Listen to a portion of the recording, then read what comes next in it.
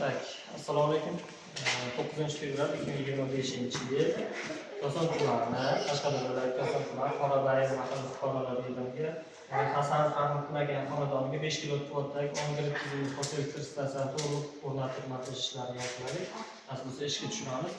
Bu mashg'ulotlar stansiyani 10 tizimdagi yangi zagonlarda tizimda ekonom qiladigan va tarmoqda ortiqchasi hisoblangan. Endi tarmoq ishlaydigan, tarmoq ishi qachongi siz agar uyda montaj to'g'rilaysiz endi restorlashtirasiz boshqalar o'sha bir o'chiriladi, mana bunisi o'chiriladi-da, keyin to'g'rilagandan keyin yana shunaqa qilib shu tartibga qo'shib qo'yasiz, to'g'ri ishlaydi. Ta'minlarga kirgan Wi-Fi tizimi o'rnatilgan, zazirliklar qilingan, ko'rsatilgan. Asosiy gilam ishiga ulab berganmiz 5 kilovatdagi. Keyin sizga mana pasport hujjati, ma'lumotga garantiya bo'yicha almashtirish uchun mana bu bo'yicha almashtirish.